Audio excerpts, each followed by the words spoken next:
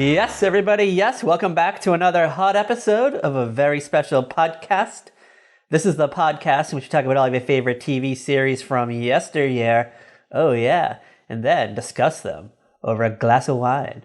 I'm your host, Patrick M. Dunn.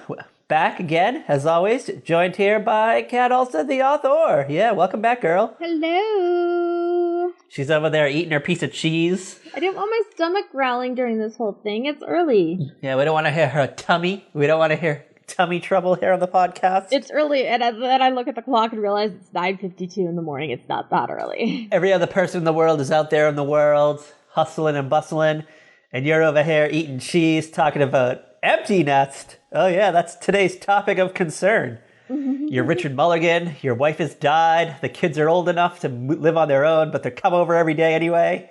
And David Leisure, who lives next door, the horny 40-something-year-old man who calls women broads. TV neighbor ever, possibly? I don't know. I had my reservations about him. I have some feelings about David Leisure. He's not as, annoying as Kramer. I don't know. I love Kramer, but Kramer, there are times where you're just like, Kramer, go away. What was his name on the show? Charlie. Charlie. Okay, I forgot his name. I'm just going to call him mostly probably David Leisure because I'll forget his name is Charlie. But anyway. Okay. All right, my take on Charlie. I feel like he probably went to college with maybe Pete Campbell from Mad Men. I kind of got a Pete Campbell vibe from him. I don't know why. Those ages don't even work. How old's Charlie? He's in his 30s at this point. He's in his 30s? What? Yes. 45 at the earliest. You're I don't know. Well, I don't know. Maybe he was a junior executive at Sterling Cooper Draper Price when Pete Campbell was in charge, and then he left that world. Okay, guess what? Not everything fucking goes back to Mad Men. Mad Men is not the center of the fucking universe. No more Mad Men talk. It's done. Never. If you agree with Kat, tweet us at Very Podcast. We'll get no tweets. But if you agree with me, also tweet us at Very Podcast, and we'll get many. We'll get 1 million tweets because Kat does not have her ear to the pulse, her finger on the pulse. Fuck off. I'm so fucking sick of everything having to go back to fucking Mad Men. Mad Men's not that fucking good of a show. Fuck it. Go watch your fucking Lori Loughlin Hallmark series. Whatever. One Calls the Heart. Good show. Well, I don't know. Charlie was not a great neighbor. I don't know. He works on a cruise ship. Yes, he works on a cruise ship. What is he, like a bartender? I don't know exactly. I couldn't find exactly what it is he does on the cruise ship. He's probably like a concierge type person. Yeah, he's like when you first get on the boat and you talk to the guys and they show you where to go. And... He's someone who's on the ship for a whole cruise. So. I guess for someone who seems to work on a cruise line, he seems to be home all the time. You go on a cruise, you're back for a while, you go on another one. Well, actually, no, you work 3 to 6 months at a time. I know. It's a sitcom though, Patrick. Oh, maybe he just works part-time. Maybe he goes on the Carnival Ecstasy for one short trip. And then he comes back and he's like, I need some time off. I had to work 4 whole days.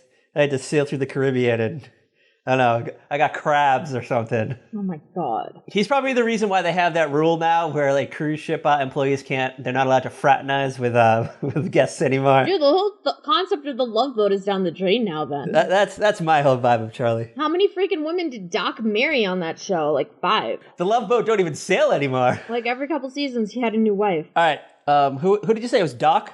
Played by Bernie Capel. Who do you think's been engaged more times, Doc from the Love Boat or all 4 Golden Girls combined? Doc from the Love Boat. It gets lonely on the high seas when you're sailing the 7 seas. You get lonely. I don't know, you're out there in your little cabin all by yourself. Mm-hmm. You just want to be laying in bed with somebody, caressing their hair. Yeah, it's not fun doing it alone. You get these nice view of the Caribbean, and you don't have anyone to share it with. Except for maybe Lindsay Wagner who comes along on one trip. Meanwhile, you're watching Donny Osmond and Maureen McCormick fall in love on another. So we need to talk about what Empty Nest is. I feel like this was a very popular show. It ran for 7 years from 1988 to the mid-90s, but okay. In the grand scheme of television, I feel like this is a show that does not get a lot of love. It doesn't. Okay, I think it's got it's part of that 90s bubble where there were a lot of, like, great sitcoms. True. But only a few really get all the attention. Like, Seinfeld gets the attention. Friends gets the attention. The Golden... You know what? Cheers gets the attention. And then others kind of, like, get some attention and kind of fizzle out. Yeah, all right. So, Golden Girls is still popular AF today. People still talk about this. It's on the, I don't know, Hallmark Channel 4 times a day. It's on Hallmark Channel, it's on Logo, it's on Hulu. You can get a Squad Goals. Like, if you want to watch Golden Girls, you can fucking watch the Golden Girls. Like, I came home the other night and my grandma was watching the Golden Girls. You can get a Squad Goals t-shirt at Walmart with all 4 Golden Girls on there. You can get one of those window visors that keeps the heat out of your car that has their faces on it. But yes. And then you would think Empty Nest being a spin-off of Golden Girls would, get the love, especially as how many times these the Golden Girls appear on the show, like over the years. Yes. But no, it just kind of faded into obscurity. It just kind of went the way of the dinosaurs. Which is a shame because it is hilarious. Oh my god. It has a little charm. Richard Mulligan is the lead. He plays... I keep wanting to call him Bert, but his name is Harry, right? No, it's Dr. Harry Weston. Yeah, Dr. Harry Weston. Not Bert Campbell. Not Bert Campbell. That was soap. No, not Bert Campbell. And he's a pediatrician who was widowed. And he's got 3 grown daughters. 2 who live in Miami, 1 who is away at college. But who comes into the show, I think, in its last few years. She comes in for 1 full season during, like, season 5, right when Christy McNichol left. Yeah, Christy McNichol, she wanted to leave the show and do other things. Well, she was diagnosed with bipolar disorder, I think. Oh. And left the show. Out of the 3 sisters, I always liked Christy McNichol. And then when she left the show, I kind of dipped out. Mm-hmm. Who's the older one, Carol? Yes, Carol, played by Dinah Manoff, who is probably best known for her role in Grease. Yeah. If not for this role on Empty Nest. And then her 3rd best known role is from Soap. Elaine. Oh, that's right, Elaine. Okay, thanks for placing it. She played the first sitcom character to, like, die on screen. Oh, yeah, right. Because remember, she dies in Ted Wass's arms. Yeah, she gets shot, right? By her dad, maybe? She gets shot by the mafia guys. Yeah, it was like someone from her family, right, that shot her? Because they were, like, trying to kill Danny or something. Before Rebecca Gayheart got shot on 90210 by her own daddy. I thought she got blown up. Didn't she get blown up? No, she got shot, I think. You're thinking of Dylan's dad. Oh, that's right. It was like a drive-by thing. Yeah, because the bullet was intended for Dylan's forehead, but for some reason, Rebecca Gayheart was driving the car. And then she, like, falls out, and Toni Collette, that was her name. Toni Collette's dad's like, oh, shit. Yeah. You know what? Maybe I shouldn't have killed Dylan. Maybe I should have just let Dylan live, and my daughter would still be here. Yeah. I still love that, despite all that, he still doesn't go and kill Dylan. Yep. Like, wouldn't you just get rid of him at that point? But no, so he drives off on his motorcycle for 4 or 5 years and comes back with a raging heroin problem. Oh, Dylan. Dates Vanessa Marcel for a little while. Worst Widow character probably ever, I would say. Gina Kincaid, not a fan. I feel like, I think the background for Gina was bad. Being, like, Donna's, like, half-sister or some shit. Yeah, it started off as her cousin. Then you found out that Donna's dad was having, like, a secret affair and, I don't know, banged his wife's sister or something. I don't know. Just let me know if Vanessa Marcel shows up on the new 90210. Oh, no way. That girl has not even... They lost her number. They looked at the cast Rolodex, and they saw her on there, and they just, like, flicked it out. Her and the guy who played the lawyer... Daniel Cosgrove. If he shows up, if anybody, they'd probably invite back fucking Mark Damon Espinoza before they brought those 2 fools back. Like, if Daniel Cosgrove shows up, the show's in danger. You might as well just consider it canceled. Yeah, you know what? The only soap he hasn't canceled lately is Days of Our Lives. Oh, he's on that? Like, okay, so he, like, made the rounds. He, like, went to Guiding Light, and then the show got canceled. And then, I shit you not, he went to As the World Turns. Sure got canned. And the show got canceled. He was on AMC too, right? And then he went to All My Children. Ugh.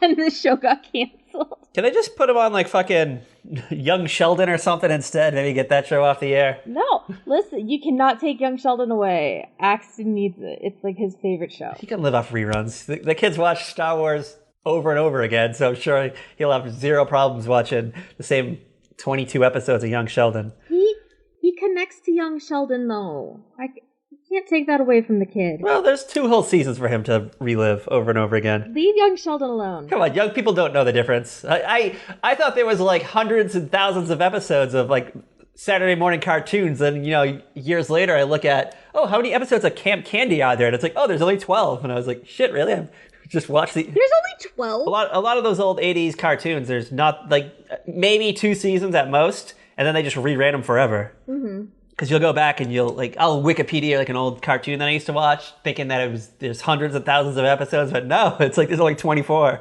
Wow. All right. Empty Nest. It's a spinoff of the Golden Girls. Yep. So they initially tried to do a backdoor pilot of Empty Nest in a 1987 episode of Golden Girls, which had the same premise, but different people, different actors. Except David Leger was still in it, but he played a different character. Yeah, his character was named Oliver. They didn't like the people they picked to be on the show. Yeah. But they liked the idea. It's like, hey, I like the idea of the Golden Girls having, someone who lives like a few houses down. Blanche can knock on the door every couple of days, ask for sugar. And I'm not talking about what you put in coffee. No, you're not. We'll get to it. But they like the idea. The shows aired together on Saturday night. So Golden Girls kicked off the night at 9, and then Empty Nest would be following the show. So, it's like you get to spend an hour in Miami. Bienvenido a Miami. Like, I remember going to, like, Disney World, and, they had, like, the Hollywood Studios backlot thing or whatever, where they had the facades of the houses. Like, it was so exciting to see the facade of the Golden Girls house and the facade of the Weston house. And, yeah, it was great. So, Susan Harris was, she had Richard Mulligan's phone number in a Rolodex. So he's like, you know what? Old Dick and I, we've been thinking about doing a project together for a while. They didn't call him Dick, they called him Rich. I don't know, but I just wanted to say the word Dick. I'm sorry. No, yeah, I know you did, and I'm fucking sick of this shit. Old Richie and I, we were dreaming of doing a project. Hold on, we did that weird backdoor pilot episode last year. Maybe I'll revisit that, but we'll get him. Maybe we'll get that Christy McNichol. She's all the rage these days. Audiences took well to David Leger. They liked him, but they didn't like Oliver. It reminded them of Cousin Oliver from the Brady Bunch, and you know how we feel about Cousin Oliver. So let's change his name to Charlie. Yeah. And voila. Empty Nest was born in the fall of 1988, and it aired for 7 hot seasons. So Dr. Harry Weston is a widow. He's living alone with his dog Dreyfus in, like, the family home. And eventually, both daughters move back home. But the daughters, like, the 2 older daughters, Carol and Barbara, have this very, like, antagonistic need to, like, one-up each other in their father's attention and affection. So at the start of the series, Harry has been widowed for about 18 months, I think we learned. Yes, 18 months. And he's not taking it too well. I get the impression that after his wife died, he kind of buried himself in his work, kind of lost touch with reality, and he's just, focusing on his work to kind of distract him. Yeah, he's just trying to, like, get through each day. Like, in the pilot episode, he doesn't even realize he's been, like, dating this woman, because they would, like, go get dinner. He thought she was just being friendly and, like, not letting this, like, poor lonely man eat alone. But she thought they were, like, going out on dates. Oh, she thought they were going steady? Yeah, she was like, so when are we going to make a commitment? Are we going to get married? And he's like, wait, what? We were dating? I think he feels kind of guilty about moving on from Libby. Oh, he loved Libby so much. Even in, like, the final episode of the show, he's not, like, fully ready to, like, let her go. Yeah, I think a part of him feels guilty. I mean, especially, he has 3 adult daughters, and they're out of the house for the most part. It's just him and his dog. It's him and Dreyfus. Mm-hmm. Lovable sitcom dog. The whole theme song is literally just him walking Dreyfus around Miami. Yeah, they're just, like, going for the morning run. So he just has a sense of dread about moving on. I guess a part of him just feels that he'll do Libby dirty by, falling in love or even making love to another woman. Like, a man has needs. He looks kind of old, but he's only like 56 or something, we learned in this episode. Yeah. So, he's still a viable young man, essentially. He can still get it up. He does need to have sex. It's one of the basic needs, one of Maslow's hierarchy of needs. But he's just he is not ready, because one thing we need to remember is that he definitely comes from a different time, where you were kind of like with one person, and that was it. Till death did you part, and then you were just kind of like a grump for the next 20 years of your life until you eventually passed away. Something like that. See, the thing is, it's usually the other way around, though. Usually the man dies first, and then the widow just goes on to live like another 20, 30 years. As we learned in the Golden Girls, which I love. Yeah. They took, rather than wallow in sadness, they teamed up, they grouped up with with 4 gals all together, and they just tore the town a new one. So breaking barriers for the elderly alike. So in a way, this is kind of like the opposite of the Golden Girls. Well, like if you think about the Golden Girls, you get those 4 women. All their children have left, and none of them are like nearby. Yeah, because the Golden Girls came from all over, right? Blanche had moved to Miami at some point with George and had their kids, but the kids all left, and then Dorothy and Stan had moved down to Miami at some point during their marriage. Because there's no other reason for them both to be down in Miami unless they had moved there prior to the divorce. Like, it would just be weird. I have a question. Yes. Do you think that while they were ever putting the show together, do you think they ever considered doing like a Golden Guys, like a group of men that were all widowed? Probably not. And it just seemed to be too much, so they just settled on one guy? No, because I think they had the idea for the one guy with the grown daughters. Okay. And him trying to navigate. Interesting. So, yeah. Interesting. All right, so before we get into the episode, before we get into Fatal Attraction, I want to repaint the scene of this night. So this episode aired Saturday, November 5th, 1988, 3 days before Election Day 1988, where George Bush versus Michael Dukakis, the man, the myth, the legend, was taking place. So that's the world we're in. We're in first grade. I remember this. I remember voting in first grade. Wow. That little class election. We're in first grade. Yeah, and Michael Dukakis was our president in our class election, by the way. Really? Just want to point that out there. I'm pretty sure George Bush won ours. All right, so Michael Dukakis was the governor, I think, of Massachusetts. He was the something of Massachusetts. Okay, that explains it. And my grandfather, who lived down the street from me growing up, was a raging Democrat. And he had like a hard-on for Michael Dukakis. He had bumper stickers of Michael Dukakis in his house until like he passed away in 2001. Like they were just all over magnets. If he had a framed photo of Michael Dukakis, like if he actually had a photo, he would have fucking hung that on the wall right next to his JFK and RFK picture that hung on the wall. Of course. I just want to throw that out there. Yeah. All right. So that's the world we're in. That's politically going on in America. But do you want to know what is going on in the entertainment world? Yes, please tell me. All right. So we got to remember, it's 1988. Saturday night was a highly desired night for television. Good night of fucking TV. Why the fuck does TV suck now on a Saturday night? I don't know. You know what? I think because network executives don't fucking think anything will work on Saturday night, so they don't put anything on Saturday night because they're fucking lazy. Give me good fucking TV on a Saturday night and I'll fucking watch good TV on a Saturday night. Give me fucking reruns of SVU for the 3rd fucking time. No, I'm not gonna watch that. You know what? I think in this day and age, though, and even this 80s, even into the early 90s, I think people still stayed home on Saturday nights, especially middle-aged people. Like these days, people stay younger longer.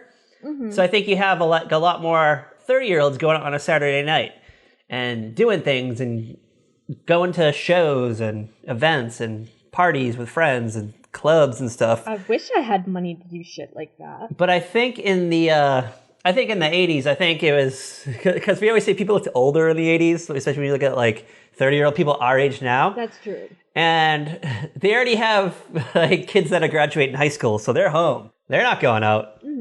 They're home relaying their morals onto their wacky teenage kids. Maybe. 1988 though, television-wise, hot night. It's a hot night, and there's some wild stuff on tonight. There's something that I didn't even know existed until an hour ago when I did this research. What do we got? So we're gonna start off with the alphabet as always, Things kick off at 8 o'clock with a special edition I guess this is, I don't know if this is a show or if this is a special event or something, but it's called Crime of the Century. Okay. And it's, any guesses on what 1988 ABC considered what the crime of the century was? Something with Al Capone in his vault. Nope. The Crime of the Century, hosted by Mike Connors, star of Mannix. Wait. The Lindbergh baby. Nope. Nope. Not even close. Then I'm confused. Mike Connors, star of Mannix, hosted it, and he wanted to know who was behind the murder of Jack Ruby, who murdered Lee Harvey Oswald. Okay. Crime of the Century.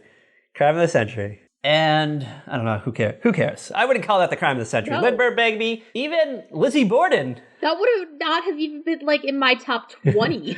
No. I would have like top 5 at this, like definitely like Lizzie Borden, probably like number 1. Lindbergh baby. Lizzie Borden, Lindbergh baby. Something with Al Capone. The Valentine's Day Massacre or something that he was involved in. Whatever that was. Something, yeah, like, JFK, even before Jack Ruby, what? The Manson murders? RFK. Martin Luther King? Yeah. Ugh. Like, alright, well, I don't know. You know what? Son of Sam? Yeah, that was, like, any of the murderers, the serial, Ted Bundy? The Zodiac Killer?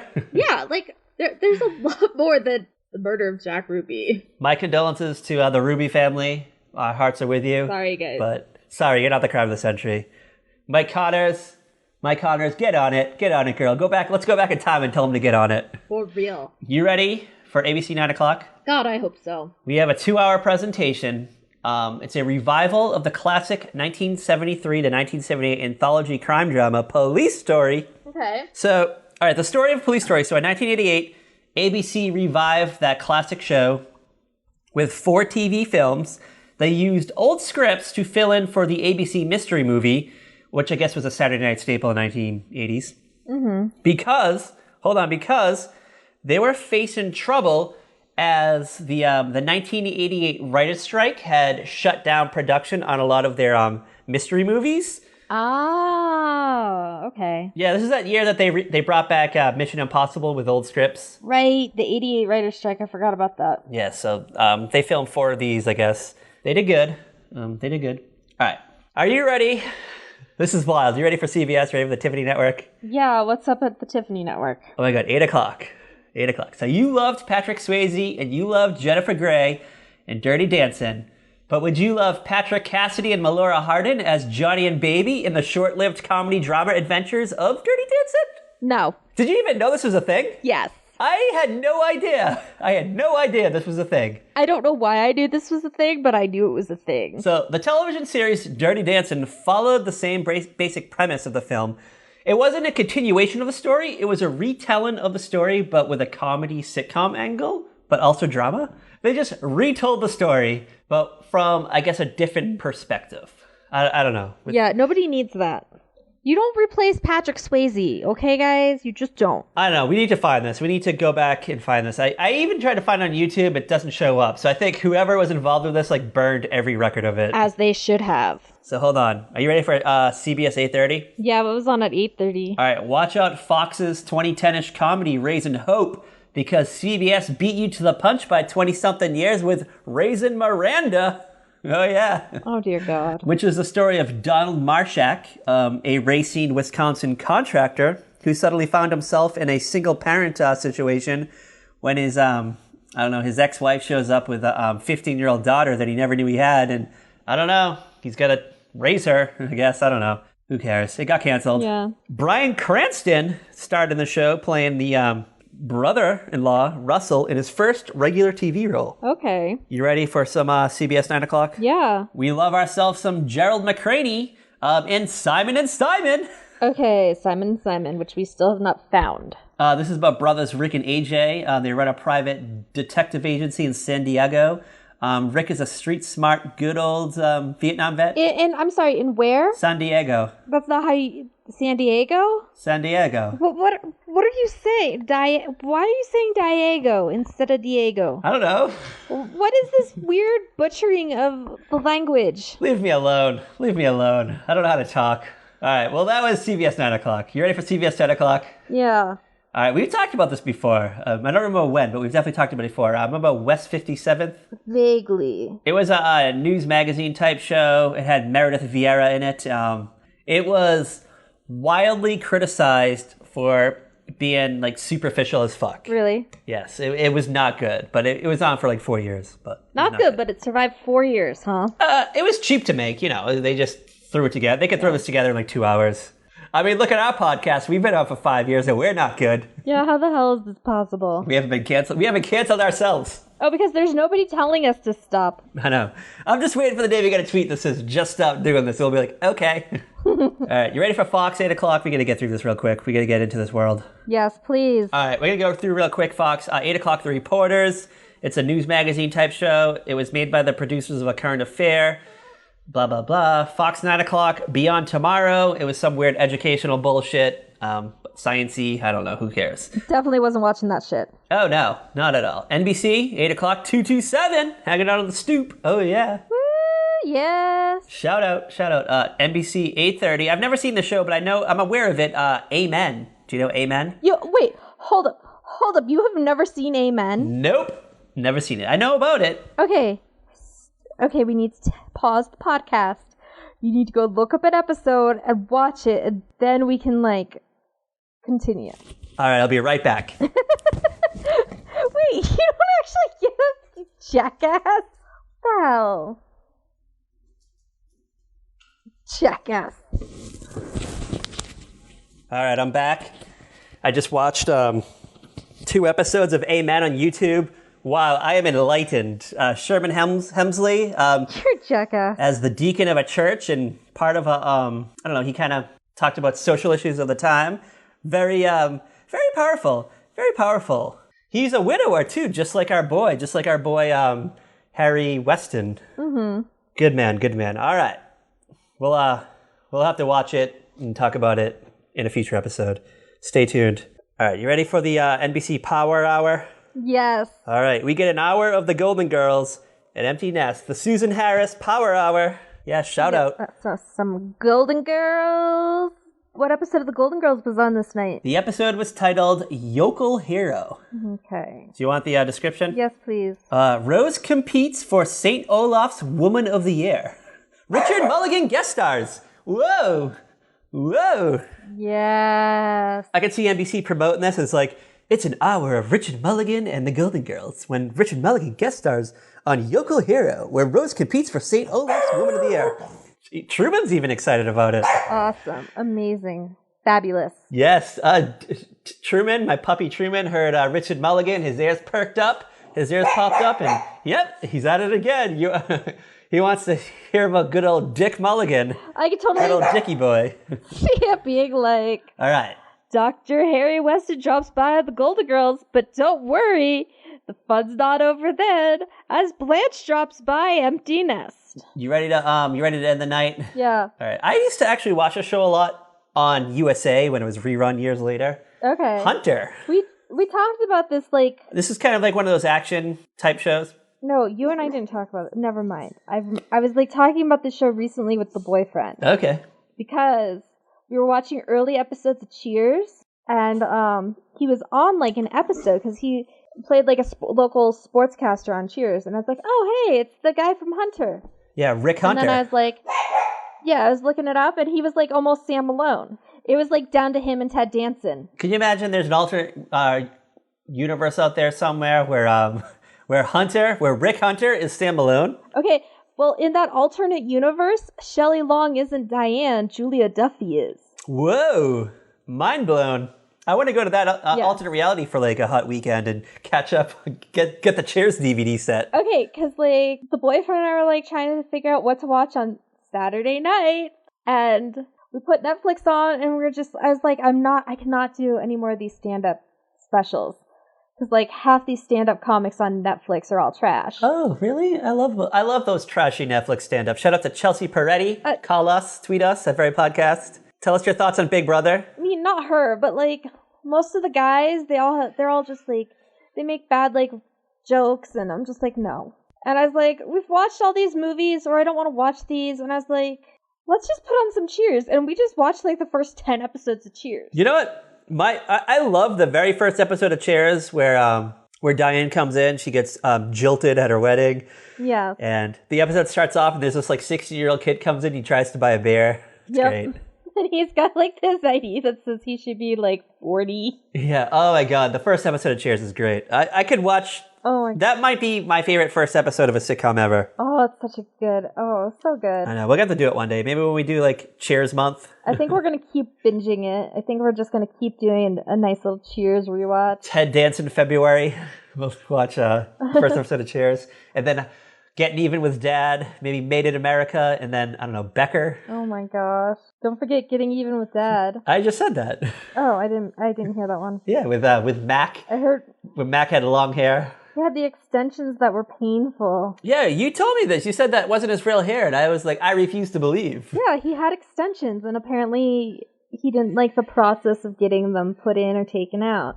I don't know what process he had. I don't know if he had like the tape or like the clamps or whatever. I don't know. Maybe I'll have to call into his Bunny Ears podcast and ask him the process. Yeah, I mean, I've never had hair extensions, so... Really?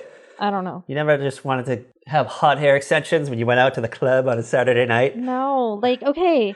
Like, way back when we started this podcast, my hair was fucking long. Oh yeah? You had the long locks? That was all my real hair. Yeah, you were like Rapunzel. Yeah, man, I miss that long hair. I gotta start taking my biotin again.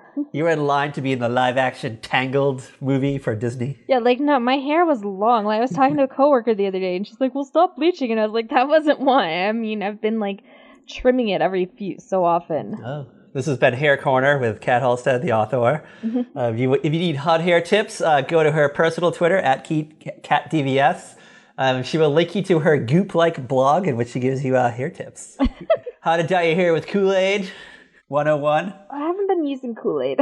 You need to do a YouTube instructional on like how to dye your hair with fucking Purple Source Rex.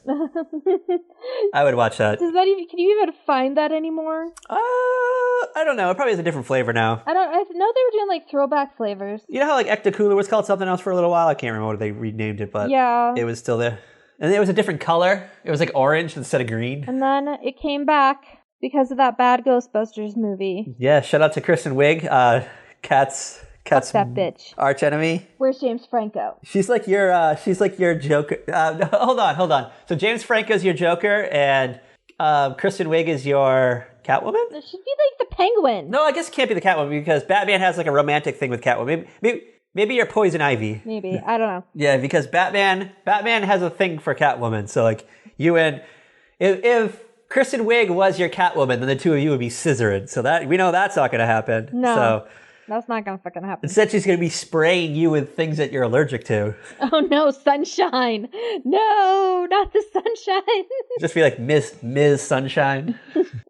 Yeah, I totally lost where we were. We're talking about colored your hair with old Kool-Aid flavors that. Oh, and then Ecto Cooler, and I went on. Yeah, but hey, maybe we'll get Ecto Cooler back with the new Ghostbusters movie. I think it's still out. I think you can actually still get it. To be honest. No, it's not. Oh, really? You can't. Dude, trust me. I remember you sent me a link, maybe like when the Lady Ghostbusters was coming out, because you refused to buy like actual Ecto Cooler because we supported the movie. So you sent me like a recipe one night for it. Okay, first of all, I did buy an actual Ecto Cooler. Oh, did you? Yes, I had a 24 pack that I got off Amazon of cans, and I would save them. I feel like High C would just automatically give you diabetes when you're in your 30s. I feel like you can't drink High C anymore. I got really upset because one of my cans went missing, and I found out later that Haven gave it to Jessica. Oh. And I was like, what the fuck? I was like, these are my super special things. Your period drinks. These are my nostalgic happy drinks. You probably kept the last one behind one of those emergency break here glasses. Not exactly. For a really bad day. You had a really bad day. I mean, I eventually drank them all. Break here for emergency. You have a little tiny hammer. But Ecto Cooler, you can't find it, so you gotta try to make it when you can. Yeah. So we'll put a link to the infamous recipe that you sent me 4 years ago. Mm-hmm. On the website. Go to saltyrockmedia.com when we return to our recipes, the recipes portion of the podcast. Yes, We once published recipes on our website because we thought that would be like a thing. We thought people would be into it. Then stuff happened and we stopped. Yeah, we're like, let's be real. No one's fucking reading these recipes. And I tried to put like a story behind it too. And I was like, what am I doing? Yeah, you went and did the full like recipe blogger crap. Yeah, I think I did an article about bear bread, like banana bear bread. And I wrote this like long. Yeah, banana beer bread. Long-winded story. Meanwhile, I was doing like sangria and vampire pie. Oh, yeah. Oh, God. No one's canceled us yet. Why? Because we're the ones in charge and we haven't canceled ourselves. No one's called us out on our bullshit yet. Like, I'm just waiting for one of the... Actually, hold on. I take it back. We got called out one day about a peanut allergy. That's about it. Yes, and I'm sorry, wait. Didn't you just send me an article about how to, like, keep peanut allergies from happening? I did. So that girl come back at us. I can't remember who sent it because I was going to send it back to her. But I was like, you know what? We got to pick our battles. I was kind of like, oh, I'm pretty sure. Whatever, lady. You ready to talk about empty nest?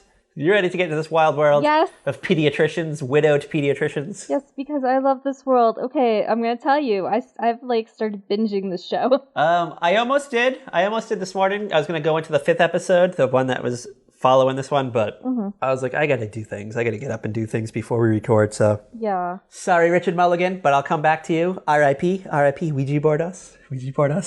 We start with, it's just a regular morning. Harry's getting up. No, hold on. Sorry, I'm getting my episodes confused. It's like late at night. Sorry, no, I was thinking about the pilot. Sorry, like I said, I binged a few episodes. I get an angry tweet. So it's at night. Dreyfus is home alone. And he's just, like, hanging out on the landing, and Blanche lets herself in with a key that... No, you're getting it wrong. He's coming home from work, because he talks about... No, Harry's not home yet. Blanche comes in first. Oh, yeah, okay. Oh, so... Yeah, because Blanche comes in, and Dreyfus, like, does nothing. He does not react. She, like... He lifts his head up, and he's like, oh, it's that bitch from down the street, and then puts his head back down. Yeah. Like, and she's like, oh, Dreyfus, you're a good dog. She, like, maybe gives him a treat or something. Yeah, like a sausage. Or something. She's got a sausage in her pocket. And she, like, goes up to Harry's bedroom. And then Harry comes in, and Harry's like, oh, Dreyfus, you're such a good guard dog. Nobody could get past you. He's all stressed. He's had a long day at work. It's probably, like, a bunch of sick kids. It's probably, like, flu season. Yeah, he's got to deal with all the kids and all their crazy parents. And asthma attacks and fevers. Yeah. So kids probably putting peas and carrots up their nose. So he's like going upstairs and he goes into his room and there's Blanche and she's like, hi, Harry. She's like desperate for him. Hold on, no. He doesn't turn the light on in his room. Mm-hmm. So he just goes in the room, he like unbuttons his tie, top button, then he like collapses into the bed and he like lands on Blanche's lap. Like she's got her legs spread open, like on the bed, ready for him. Ready to assume the position. Oh, she was in that position. She was in that position for like 5 minutes, waiting for him to come home. Because you know what? She probably saw his car pull in the driveway, and she's like, you know what? It takes him like, he probably has like stuff in his car. He probably has to like bring the garbage out or something, maybe. He does little things before he goes in the house, so she like scurries over really quick, sprays a little perfume on her neck. Yeah, I could totally see Blanche just like sitting out with like a pair of binoculars waiting for Harry to come home. Yeah, sipping on her Chardonnay, just waiting. It's totally a Blanche thing. Yeah, and she's in heat too. She's like, girl is in heat. It's probably been like 4 or 5 days since she last got some cock, and she's just ready for some fucking doctor dick. Yeah, she's like ready for this. She like needs this. And Harry is like, oh, hell no. Yeah, he shuts that shit down. Actually, before he almost has a heart attack, he's like, who the fuck is in my room? Yeah, it's like, what is happening here? Like, why are you here? What are you doing here? And she's like trying to tell him. He's like, I want you, Harry. And he's like, oh, well, that's very nice. Like, he's very nervous. And he's confused because he doesn't feel he's ready yet. And she's like, wait, you haven't had sex in these last, like, 18 months? She's like, I only went 18 days after George died. Yeah, not even, because she's not even sure. Yeah, it's like amazing. Like, wow, Blanche. I mean, good for her. That's all I had to say is good for her. You know, she's a little older, you know, she's still got her looks. Like for an older woman, she's very attractive. I think she knows what she wants, and she wants fucking Harry Weston. Yeah. maybe she's just getting tired of being alone and having to live with these 3 other ladies. She's like, maybe she needs a temporary break. She just needs to get out of that house for a little bit. She just can't keep eating cheesecake all night.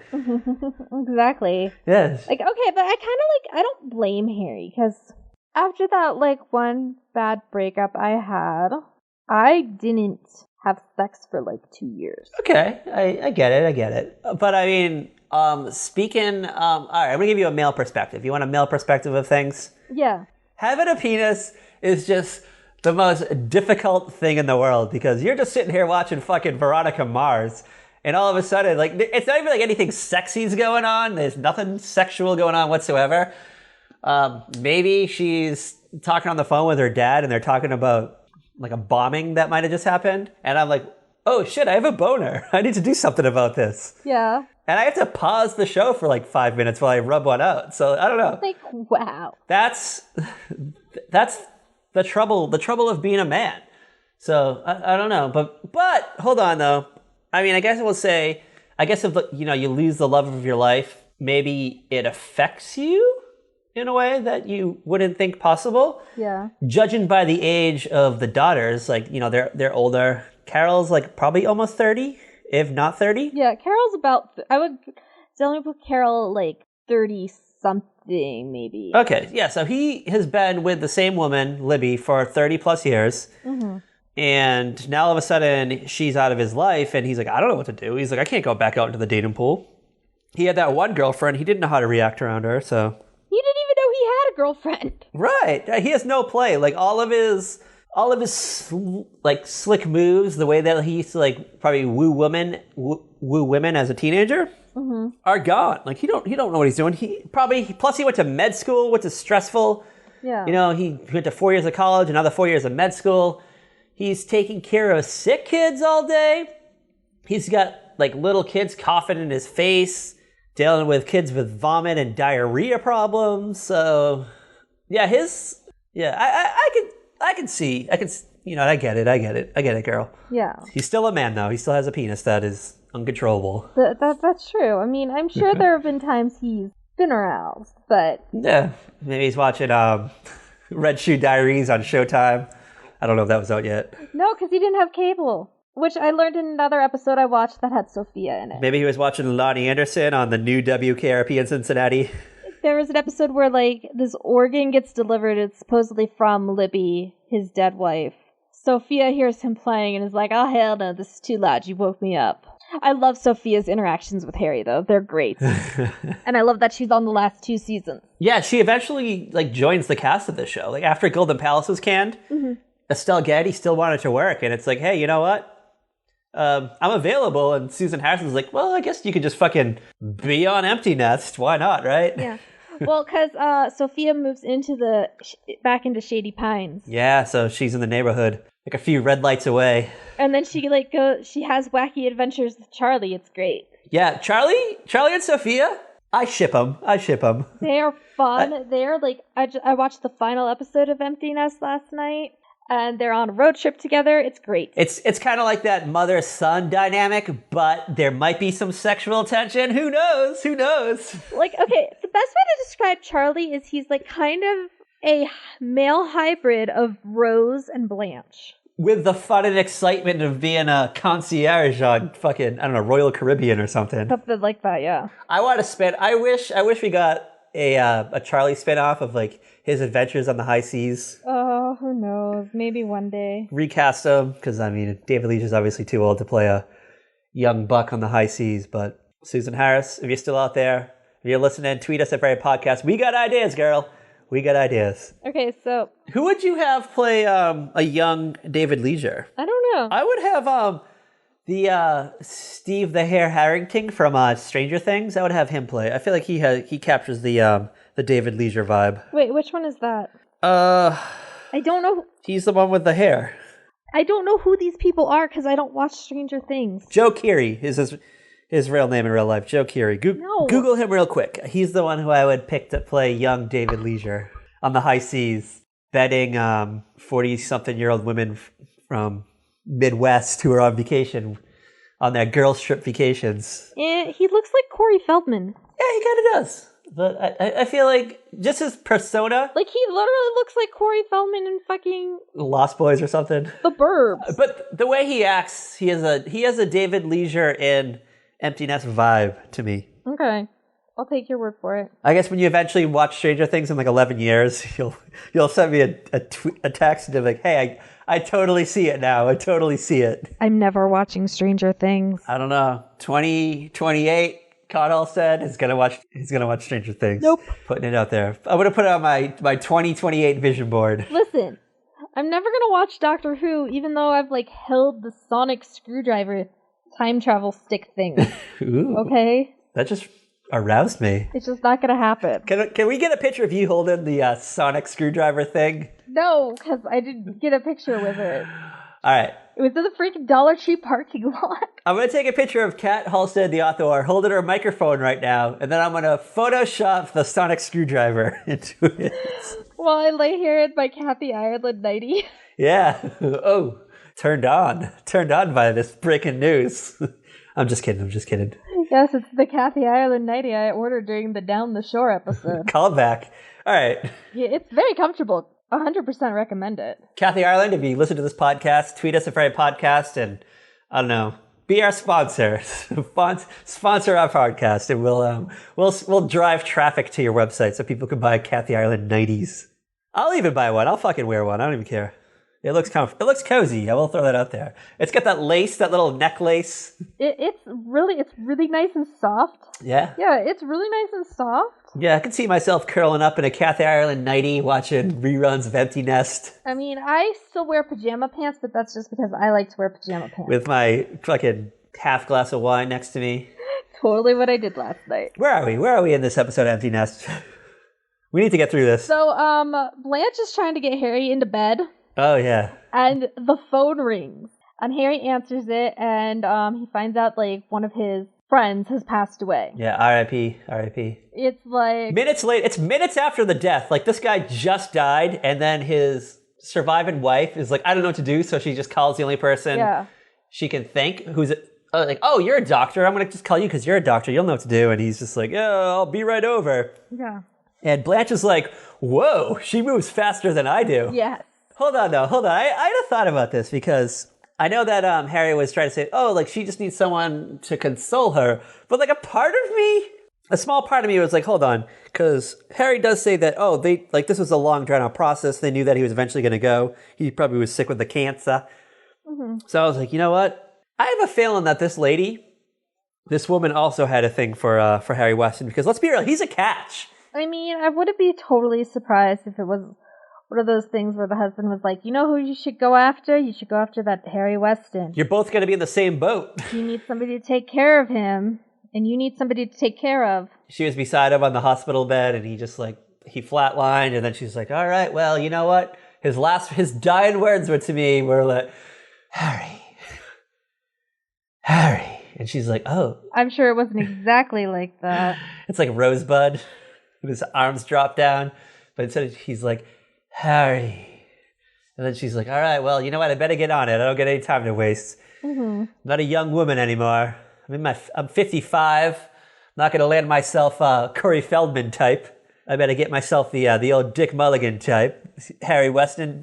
Who would want a Corey Feldman type? I mean, besides Vanessa Marcel. I don't know. You wouldn't go for Corey Feldman even in 1988? No. If you were a teenage, if you were like 18 years old in 1988, and so was Corey Feldman, you wouldn't be knocking on his door. No, I would have been like Kirk Cameron. Hello. Yeah. Scott Bale. Hello. I know, because you didn't know how crazy he was yet. Yeah, we didn't know how crazy either of them were yet.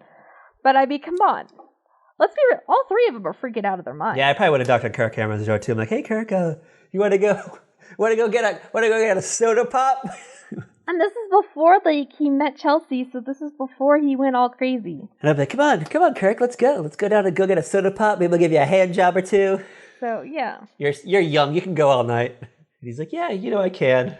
I certainly can. Or Jason Bateman or Michael J. Fox. Like, come on, there are way more attractive men in the 80s than Corey Feldman. I don't know. I had Corey Feldman on the mind. I'm sorry, girl. I'm sorry. Yeah, obviously. Sorry. And it is just weird that it goes back because he and Vanessa Marcel were married at one point. Yeah, call back to Vanessa Marcel, star of GH and 90210. Las Vegas. Oh yeah, she was great in Vegas, though. I'm going to throw that out there. I loved her in Vegas. God, we got to get episodes of that. I know. Shout out to Josh Duhamel, Nikki Cox, that other girl, the blonde-haired girl. I can't remember her name. Why is it? Molly Sims. Oh, yeah, Molly Sims. All right, hold on.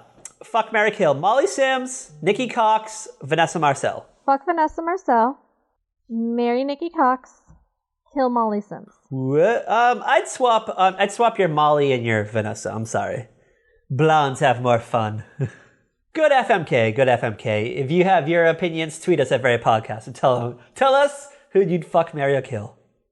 All right, where are we? We need to get through this. Okay, so then we cut to the next day, and it is Harry and the girls are returning from the funeral because that was planned real fast. Yeah. Oh, yeah. It's probably one of those ones where they already called like the funeral home and they had it ready to go. Like they had everything like figured out and shit. Pre-planned. Yeah. And so the daughters come in. They're all dressed in black. And then Charlie comes in. He's all like, "Hey, where were you guys?" No, he's already there. He's already in the house. Yeah, like he comes into the room. Because he just like hangs out there when they're not home, right? Yeah, he's just like Kramer. So I want to point out. So hold on. So I guess Harry Weston just hands his keys out to all his neighbors. They all have keys because Blanche comes over. Charlie just comes over whenever he wants. You know. Okay, this is the way I see it. Charlie gave the Westons a key because he goes out of town all the time. So in return, they gave him a key.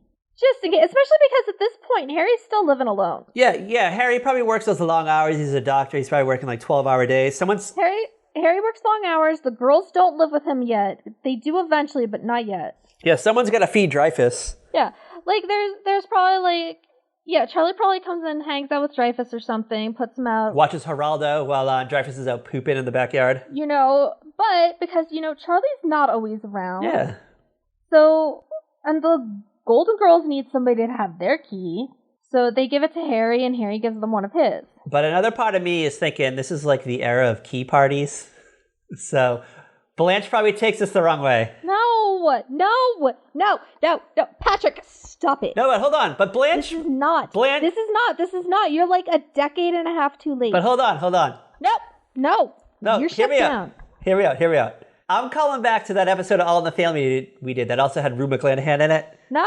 And she was a swinger. You're a decade too late. But, hold on. Blanche is probably holding on to old ways, I think. Blanche doesn't need a key party. I don't know. We don't know what her and George's life was like in the 70s.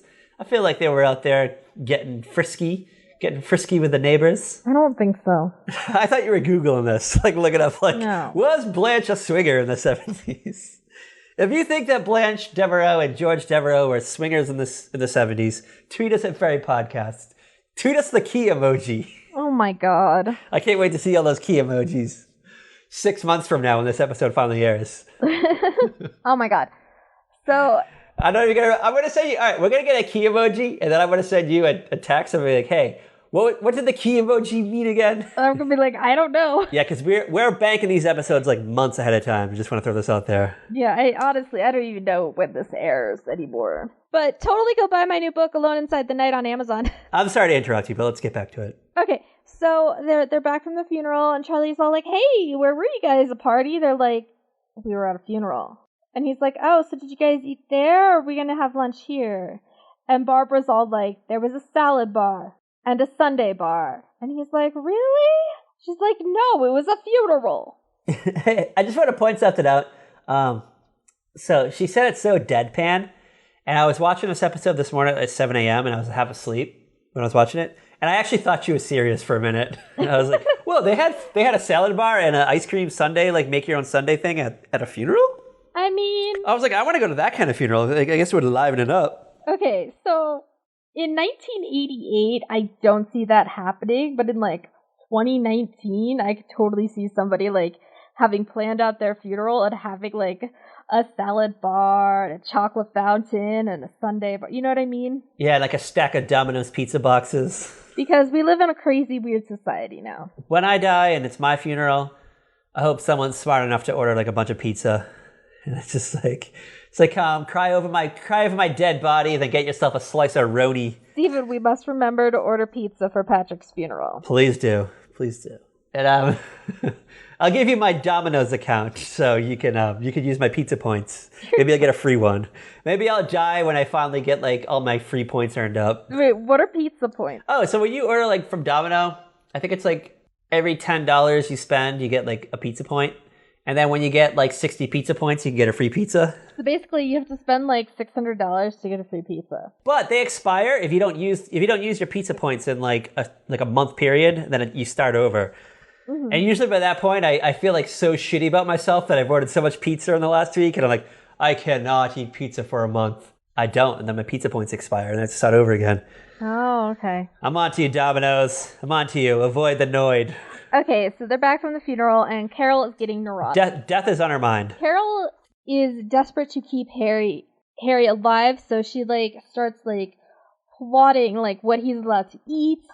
She's just like trying to keep him healthy and alive and going overboard. Yeah, I guess like Blanche dropped by earlier that day with like Southern fried chicken or something.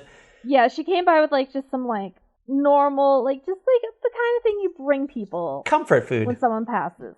Yeah, and it's because, you know, when someone dies, especially someone that you're close with, like your friend dies, you're not thinking like, oh, should I need to go home and cook and eat food? Yeah. So people bring you stuff. People like, you know, bring you lasagna and you eat it. And you're like, oh, thank God, Mrs. Devereaux down the street maybe brought me lasagna. Yeah. I guess Carol though went through the whole thing of like her mom died less than 2 years before, so she's still kind of like reeling in from the after effects of that. So I definitely understand where she's coming from, because it's been not even 2 years and she's already like concerned about losing another parent. She don't want to lose her daddy. They call her daddy. I forgot about that. Yes, they do call him daddy, which was always a little weird to me. Like, I definitely grew out of the mommy daddy thing by my teenage years. The daughters, though, they definitely noticed that Blanche has been by quite a bit. Yeah. And they're not, like, upset over it. They're actually kind of relieved. It's like, oh, you know what? Daddy's finally moving on. And I can't remember which one of the daughters says it, but one of them's like, oh, so are you and Blanche dating? I think it was Barbara. Barbara is much cooler with the thought of Harry moving on, having a life, than Carol is. Carol is a neurotic mess throughout the entire series. Like, in the series finale, she almost doesn't get married because she doesn't want her father to move away. Carol's a hot mess, let's be real. She is a hot mess, and I fucking love her. I mean, obviously, I know that one day I'm going to be a hot mess. I guess she's my hot mess goals. One day? You mean right now? I guess I'm not. I need to be more like Carol, though. Maybe I'm not as quite Carol in my ways. Yeah, I mean, I'm not as much of a Carol, but I could very well. I want to show up at your house tomorrow and be like, you can't eat the Southern fried chicken. It's going to give you your cholesterol levels are going to go through the roof, Cat Halstead. The cholesterol eater. I should probably know what my cholesterol levels are, and I don't. I mean, they change. Yeah. They're constantly changing. It depends on, you know, if you're fasting or not. So it's not like it's something you could monitor. I don't even know my blood type. I'll find out my blood type tonight. Oh, because you got your blood type kit? Yeah, that's coming today. I'm going to take a wild guess. You're type AB. Why do you think that's my type? I don't know. I just feel like you seem like an AB kind of gal. Okay, well, we'll find out tonight. All right, I don't even know my blood type, so maybe I'll order a blood type kit and we can, I don't know, in case we ever get cut in our jugular, if we have an open jugular and someone needs blood, our loyal fans are going to be nearby. They're going to go, Patrick is a type AB, and I'm an AB. So everyone get your blood type, just in case. I'm like, how do I not know my blood type at this point? I'm like, oh, well. I mean, it's not really something you think about all the time. It's like.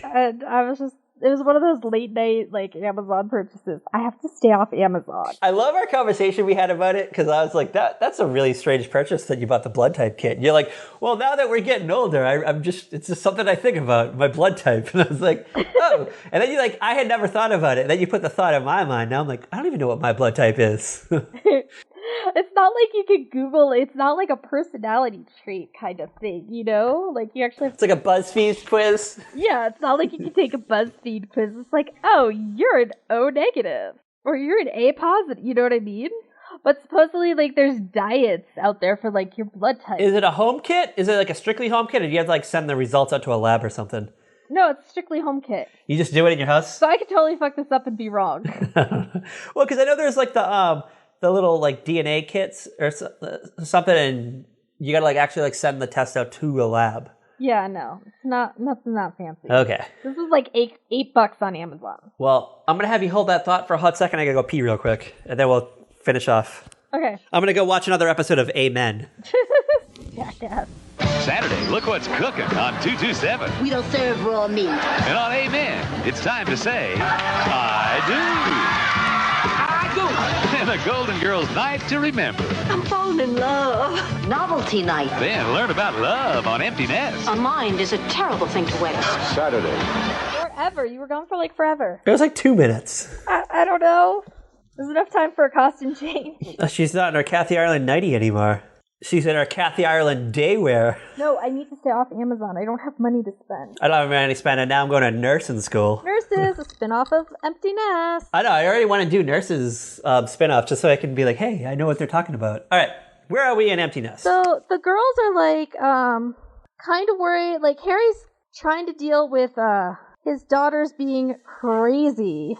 And Carol's like showing up and making him breakfast, a healthy breakfast, and he just can't take, because she's like, I'm gonna go remove the dry cleaning bags from your closet because I don't want you to suffocate like a baby. And he's like, okay, I gotta get out of here. And he goes to talk to Charlie. Oh yeah, because she has this vision. She has this vision of him, I guess, reaching into his closet to get a I don't know, like a tie for work, and then he all of a sudden has a stroke and then falls into the dry cleaning bag and then suffocates to death. Yeah.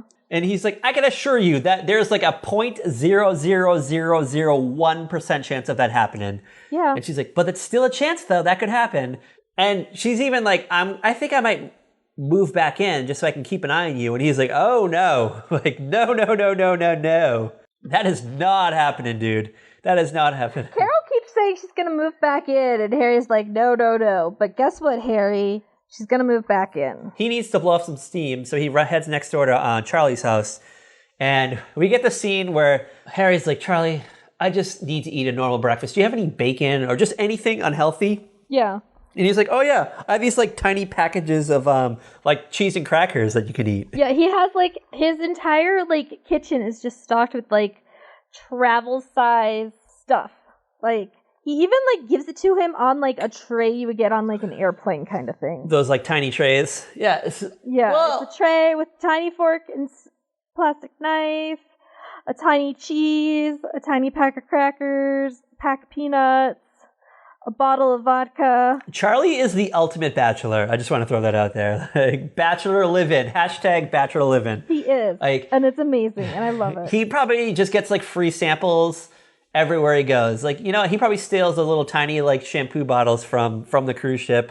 He never buys anything. That's probably why he affords to live in Miami. Like, he even said he has, like, just tiny lotions and all that around the house. Yeah, this is how he can afford to live in, like, a fun, near the beach house in Miami. Because he literally doesn't buy anything. Like, his whole life, he just lives off those tiny things of cheese and crackers. Like, he's gotten used to just living off that.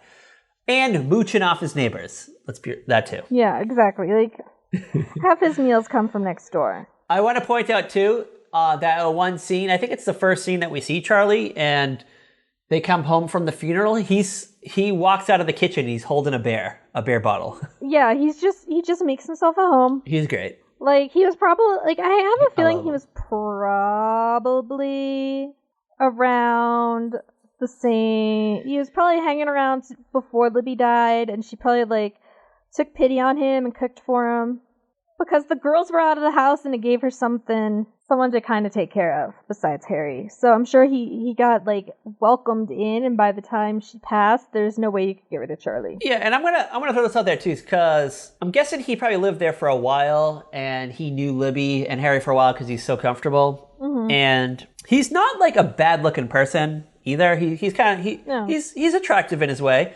and I could just see like Libby like, oh, like there's this like hot young guy that lives next door. It's like, you know, let's just kind of like take him under our wings so he can be like our like faux son. Yeah, I'm guessing he was probably different around Libby though. What do you think? Like, he probably was gentler. Oh, yeah. He wasn't calling women broads. Probably, like, a little kinder, yada, yada, you know. Absolutely, Miss Weston. I will unclog your drain. Sure, Libby. Here, let me help you with the lawn, Libby. I will clean your pipes. Mm-hmm. Did Libby have a career, or was she just kind of like a stay-at-home? Not that I know of, that I can remember. From what I've seen, there hasn't been a mention of her So I can see being outside of the home. Harry's at work all day, and Libby's home, and because of Charlie's lifestyle, you know, he's home for long periods of time, so he's home during the day. So he's probably coming over and helping her out, you know, with her handiwork around the house. It's like, oh, like, yeah, you know, like helping her bring in groceries, and then he gets to eat. yeah, I can see, like, you know, Harry comes home from work, he just worked 12 hours taking care of sick kids. He doesn't want to come home and unclog the drain, paint the trim, stuff like that. So it's like, oh, you know what, I'm going to just have this young, affable guy that lives next door do all this stuff. And so he kind of became one of the family. Yes, exactly. Is he ever on a Golden Girls episode? I can't place him, to be honest with you. I want to say yes. Because I would just throw this out there. Every single one of those Golden Girls would have their way at him for sure. I think he was in at least one. He was definitely in an episode of Nurses. All right, I'm going to look up David Leisure's filmography. Mm-hmm. We'll play the Price is Right theme song while I'm doing this. Why is it always the Price is Right theme song? All right.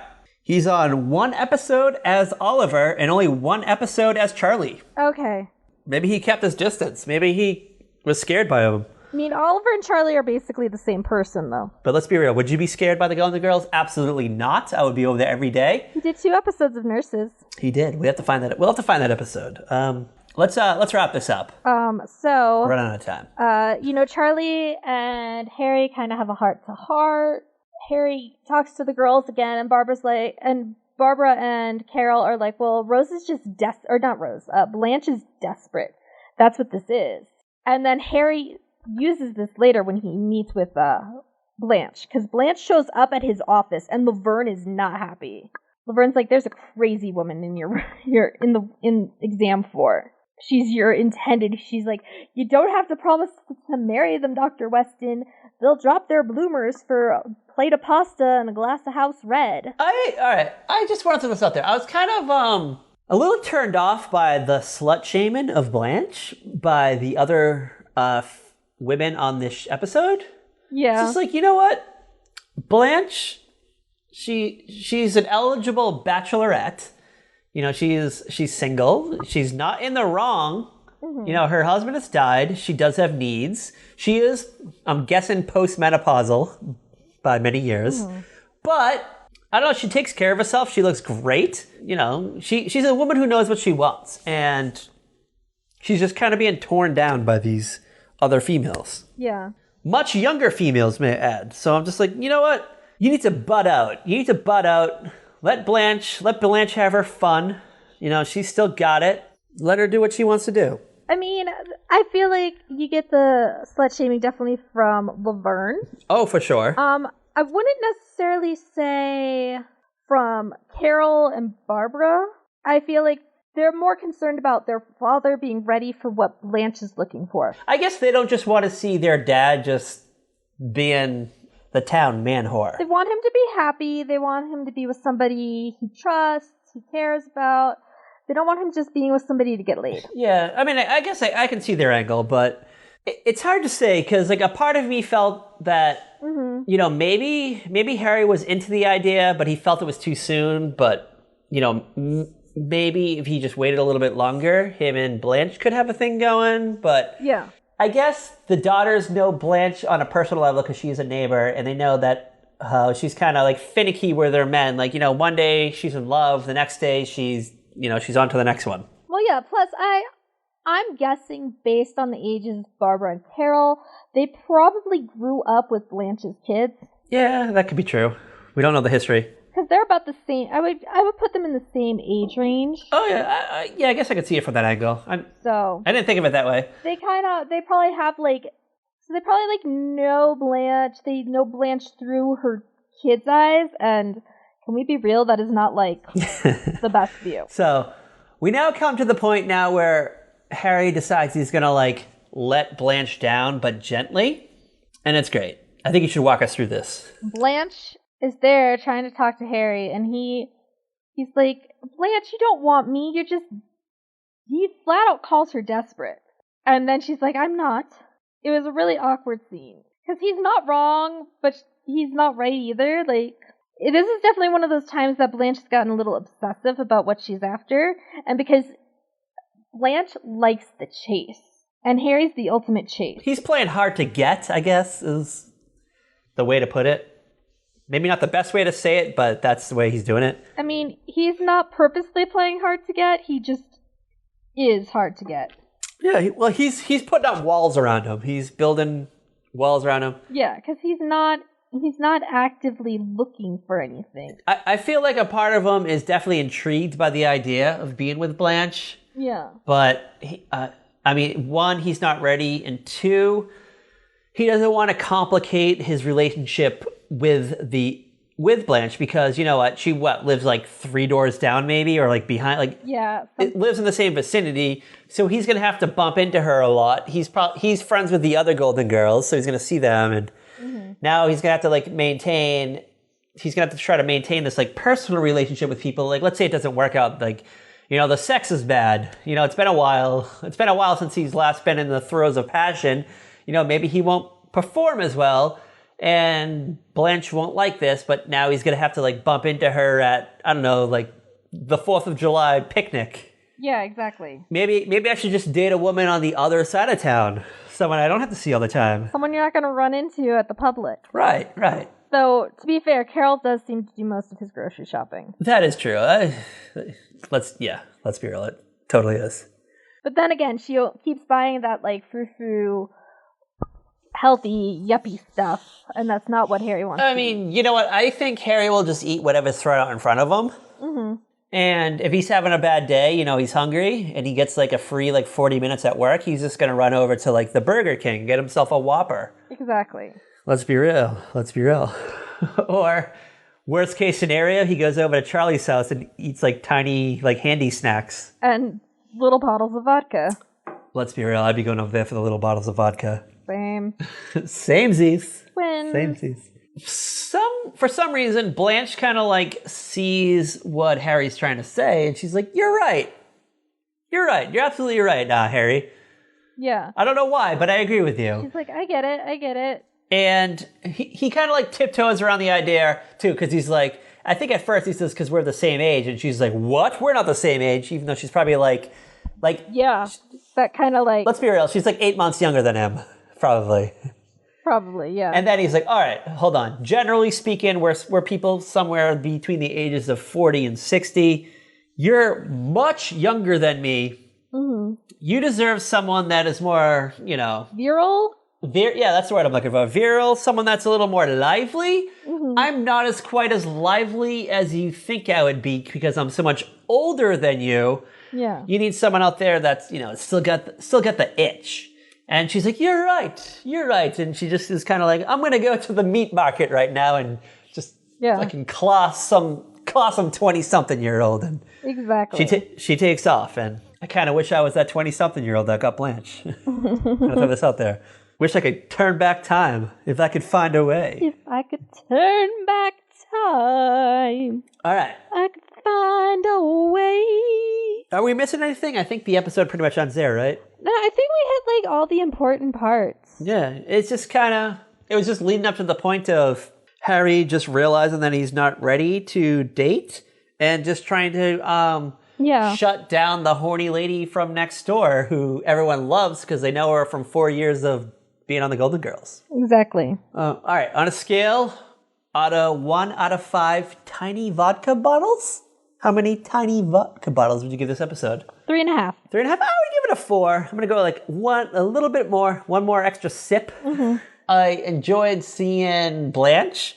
I enjoyed seeing Harry like kind of be confused with everything. The only part that kind of like turned me off was just kind of the shaming of Blanche's sexuality. That was the only part that kind of like turned me away.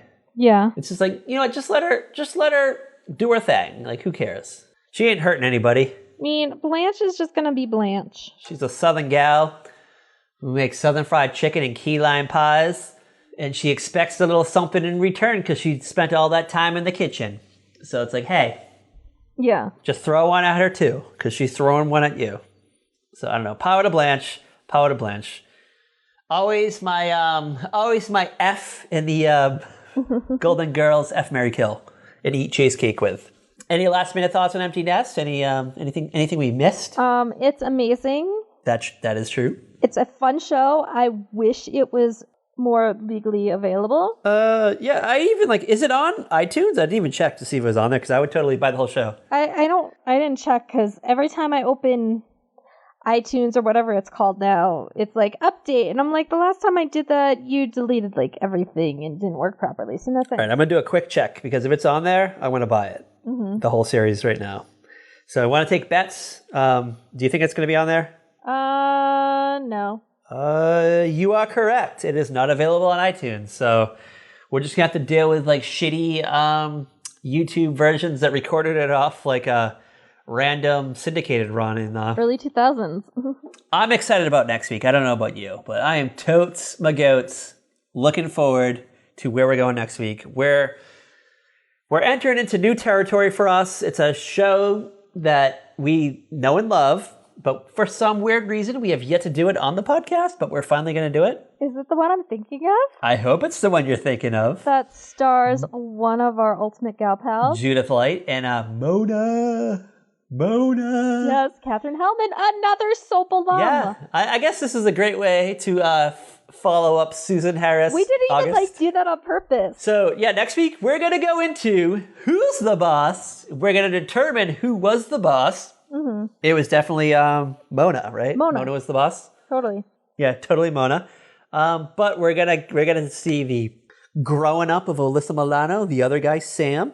Mm-hmm. We're gonna spend some time with our gal pal Judith Light, and our one of our faves, one of our old timey fave boy toys, Tony Danza. Yes. Looking forward to it. Shout out to Taxi, and yeah, looking forward to it. So.